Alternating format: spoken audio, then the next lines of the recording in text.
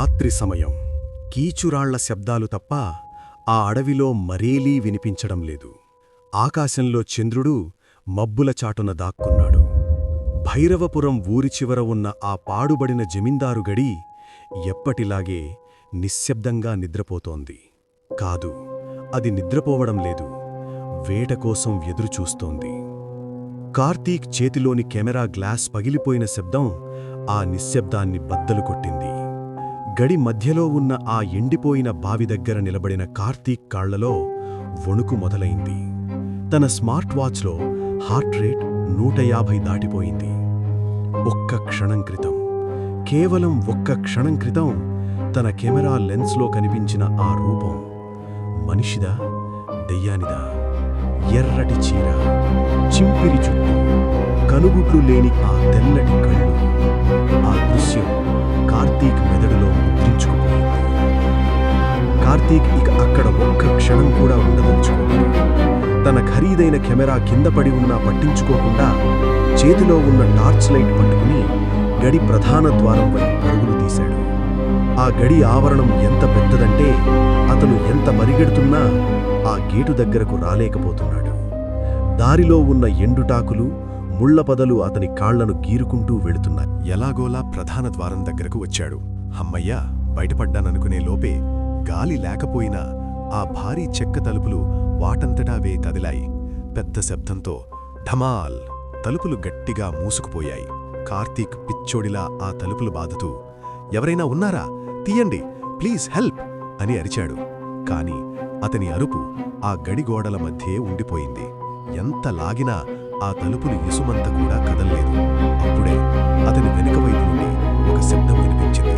ఖల్ ఖల్ ఖల్, గాలి గజ్జల చప్పుడు. అది సాధారణమైన నడక కాదు, ఎవరో నాట్యం చేస్తున్నట్టుగా లయబద్ధంగా వినిపిస్తోంది. కాని అందులో ఒక క్రూరత్వం ఉంది. కార్తీక్ నెమ్మదిగా వెనక్కి తిరిగాడు.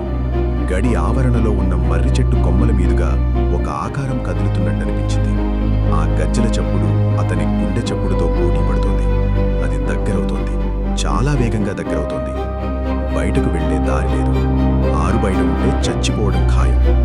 కార్తీక్ పక్కనే ఉన్న గడిలోపలి వరండాలోకి పరిగెత్తాడు. ఆ వరండా గోడల మీద పాతకాలపు జమీందారుల ఫోటోలున్నాయి. టార్చ్ లైట్ వెలుతురులో ఆ ఫోటోల కళ్ళు కార్తీక్నే చూస్తున్నట్టనిపిస్తోంది. వరండా చివరన ఒక గది తలుపులు తెరిచి ఉన్నాయి. కార్తీక్ ఆ గదిలోకి దూరి లోపలి నుంచి గడియపెట్టేశాడు. ఆ గది ఊపిరాడనంత దుమ్ముతో నిండి ఉంది. అది ఆ గడికి సంబంధించిన స్టోర్ రూంలా ఉంది. పాత కుర్చీలు, విరిగిపోయిన మంచాలు, తుప్పుపట్టిన ఇనుప పెట్టెలు ఉన్నాయి. కార్తీక్ ఒక మూల ఉన్న బీరువా వెనుక దాక్కున్నాడు.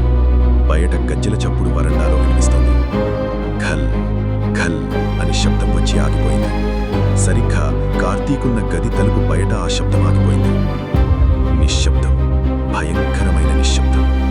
కార్తీక్ తన ఊపిరిని బిగబట్టి కూర్చున్నాడు. బయట ఉన్నది లోపలికి వస్తుందా?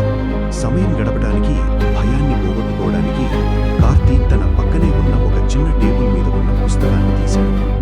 పైన దుమ్ము దలిపాడు. అది 1980ల నాటి డైరీ. జమీందారు విశ్వనాథవర్మ రాసిన డైరీ అది. కార్తీక్ తన ఫోన్ ఫ్లాష్ లైట్ ఆన్ చేసి వణుకుతున్న చేతులతో పేజీలు తిప్పాడు. కొన్ని పేజీలు చిరిగిపోయి ఉన్నాయి. చివరి పేజీల్లో రాసిన రాతలు ఇంకా స్పష్టంగా ఉన్నాయి. కార్తీక్ చదవడం మొదలుపెట్టాడు. తేదీ అక్టోబర్ 14, 1985, అమావాస్య. ఈ రోజు నా జీవితంలో చేసిన పెద్ద తప్పు. మల్లిక, ఆ ఊరి నాట్యగత్తె. ఆమె అందం నన్ను పిచ్చోడిని చేసింది. నా కోరిక తీర్చమని అడిగాను. ఆమె ఒప్పుకోలేదు. నా అహం దెబ్బతింది. ఆమెను ఈ గదిలోనే బంధించాను. ఆమె ఎంత ఏడిచినా కనికరించలేదు. చివరకు ఆమె ప్రతిఘటిస్తుంటే నా చేతులతోనే ఆమె గొంతు నులిమి చంపేశాను. శవాన్ని ఎవరికీ తెలియకుండా బావిలో పడేశాను. తేదీ నవంబర్ 13, 1985. నేను నిద్రపోలేకపోతున్నాను. రాత్రుళ్ళు గజ్జల చప్పుడు వినిపిస్తోంది. నా గది బయట ఎవరో ఏడుస్తున్నట్టుంది. పనివాళ్లు భయపడి పారిపోతున్నారు. మల్లిక, ఆమె చనిపోలేదు. ఆమె ఆత్మ ఈ గడిని ఆవహించింది. డిసెంబర్ 12, 1985. చివరి పేజీ. ఇది నా చివరి రాత కావచ్చు. ఈ రోజు మళ్లీ అమావాస్య. ఆమె శక్తి పెరిగింది. నేను ఎక్కడికి వెళ్ళినా ఆమె వస్తోంది. గది తలుపులు వాటంతటా అవే తెరుచుకుంటున్నాయి. నాకు తెలుసు, ఈ రాత్రి ఆమె నన్ను తీసుకుపోతుంది. ఆ చివరి పేజీ మీద ఎండిపోయిన రక్తపు మరకలున్నాయి. జమీందారుణ్ణి ఆమె ఎలా చంపిందో ఆ మరకలు సాక్ష్యంగా నిలిచాయి. కార్తీక్కి అర్థమైంది, తాను ఉన్నది కేవలం స్టోర్ రూమ్ కాదు, మల్లికను చంపి బంధించిన గది అదే. హఠాత్తుగా కార్తీక్ చేతిలోని ఫోన్ ఫ్లాష్ లైట్ మినుకుమినుకుమంటూ ఆగిపోయింది. బ్యాటరీ డెడ్ అయిపోయింది. చిమ్మ చీకటి. గది ఉష్ణోగ్రత ఒక్కసారిగా పడిపోయింది. చలి ఎముకలను కొరుకుతోంది. గదిలో అంతవరకు ఉన్న దుమ్ము వాసన పోయి కుళ్ళిపోయిన మాంసం వాసన, దాంతోపాటు గాఢమైన మల్లెపూల వాసన రావడం మొదలైంది. కీచ్ కీచ్. గది తలుపు మీద ఎవరో గోర్లతో గీస్తున్న శబ్దం. కార్తీక్ భయంతో గోడకు ఆనుకుని కూర్చున్నాడు. అప్పుడు గమనించాడు, తలుపు కింద ఉన్న చిన్న సందులోంచి ఏదో ద్రవం లోపలికి వస్తోంది. అది నీళ్లు కాదు, చిక్కటి రక్తం. అది పాములా పాకుతూ కార్తీక్ కాళ్లవైపు వస్తోంది. కార్తీక్ గట్టిగా కళ్ళు మూసుకుని దేవుణ్ణి ప్రార్థించడం మొదలుపెట్టాడు. కార్తీక్, ఒక స్త్రీ గొంతు చాలా దగ్గరగా అతని చెవి పక్కనే వినిపించింది. కార్తీక్ ఉలిక్కిపడి కళ్ళు తెరిచాడు. కానీ పక్కనే ఎవ్వరూ లేరు. మళ్ళీ అదే గొంతు, కానీ ఈసారి పైనుంచి. కార్తీక్ నెమ్మదిగా తలపైకెత్తి పైకప్పు వైపు చూశాడు. అక్కడ గది పైకప్పు మూలలో మల్లిక. ఆమె సాలీడులా తలక్రిందులుగా పైకప్పు కాతుక్కుని ఉంది. ఆమె జుట్టు కిందకు వేలాడుతోంది. చిరిగిన ఎర్ర చీర గాలిలో ఊగుతోంది. ఆమె ముఖం వికృతంగా మారిపోయింది. నోరు చెవి వరకు చిరిగి ఉంది. నన్ను చూశావా అని అడుగుతూ ఆమె వికృతంగా నవ్వింది. ఒక్క ఉదుటున ఆమె పైనుండి కార్తీక్ మీదకు దూకింది. ఆమె బరువుకి కార్తీక్ కింద పడిపోయాడు. ఆమె చల్లటి చేతులు ఇనుప కడ్డీల్లా అతని గొంతును బిగించాయి. కార్తీక్ ఊపిరి పీల్చుకోలేక గిలగిలలాడుతున్నాడు. ఆమె ముఖం అతని ముఖానికి దగ్గరగా వచ్చింది. ఆ కుళ్ళిన వాసన భరించలేనంతగా ఉంది. కార్తీక్ కళ్ల ముందు చీకటి కమ్ముకుంటోంది. ప్రాణం పోతోంది. అప్పుడే అతనికి గుర్తొచ్చింది, ఊరిలోకి రాకముందు గుడి పూజారి ఇచ్చిన విభూతి బొట్లం అతని జీన్స్ జేబులో ఉంది. దేవుడా అనుకుంటూ కార్తీక్ తన కుడి చేతిని కష్టపడి జేబులోకి పోనిచ్చాడు. బొట్లం చేతికి తగిలింది. మల్లిక తన గోళ్లతో అతని ఛాతీని చీల్చడానికి చేయలేనింది. అది అదనుగా కార్తీక్ ఆ విభూతిని తీసి ఆమె ముఖం మీద కొట్టాడు.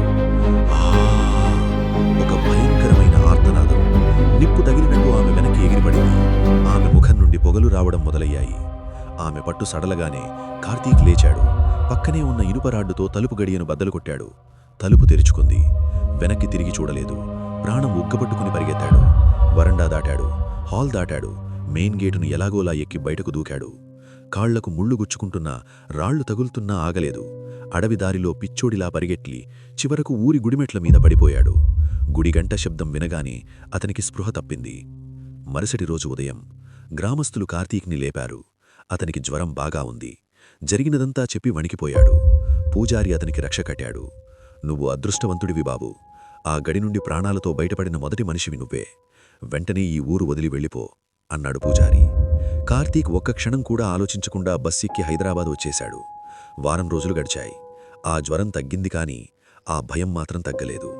రాత్రుళ్ళు నిద్రపోలేకపోతున్నాడు. ఆ రోజు రాత్రి తన బెడ్రూంలో కూర్చుని కొత్తగా కొన్న ఫోన్ని సెట్ చేసుకుంటున్నాడు. పాత క్లౌడ్ డేటా మొత్తం కొత్త ఫోన్లోకి వచ్చింది. ఫోటోస్ రీస్టోర్డ్ అని నోటిఫికేషన్ వచ్చింది. ఆ రాత్రి గడిలో తీసిన ఫోటోలు గుర్తొచ్చి భయంతోనే గ్యాలరీ ఓపెన్ చేశాడు. డిలీట్ చేసేద్దామనుకున్నాడు. బావి ఫోటో, గేటు ఫోటో, పగిలిన గోడల ఫోటో, అన్నింటికంటే చివరన ఒక ఫోటో ఉంది. ఇది కార్తీక్ తీసిన ఫోటో కాదు. టైం స్టాంప్ చూశాడు. రాత్రి 2:30 AM. అప్పుడు కార్తీక్ గడి నుండి పారిపోయి గుడిమెట్ల మీద స్పృహ లేకుండా పడి ఉన్న సమయం అదే. వణికుతున్న చేతులతో ఆ ఫోటోని జూమ్ చేశాడు. అదొక సెల్ఫీగా ఉంది. ముందు వైపు కార్తీక్ నిద్రపోతున్న ముఖం ఉంది. అతని వెనుక సరిగ్గా అతని భుజం మీద తల ఆనించి ఆ ఎర్ర చీర మల్లిక కెమెరా వైపు చూస్తూ నవ్వుతోంది. ఆమె గడిలో ఉండిపోలేదు. ఆమె కార్తీక్తో పాటే వచ్చేసింది. కార్తీక్ ఫోన్ కింద పడేసి అద్దంలో తన వెనుక చూసుకున్నాడు. అద్దంలో తన వెనుక నిలబడి ఉన్న మల్లిక నెమ్మదిగా చెయ్యి ఎత్తి హాయ్ అన్నట్టుగా ఊపింది.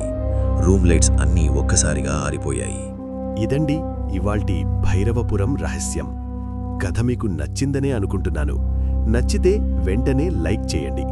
హారర్ కథలు ఇష్టపడే మీ ఫ్రెండ్స్కి ఈ వీడియో షేర్ చేయండి.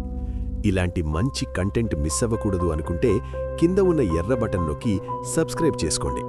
Thank you for watching.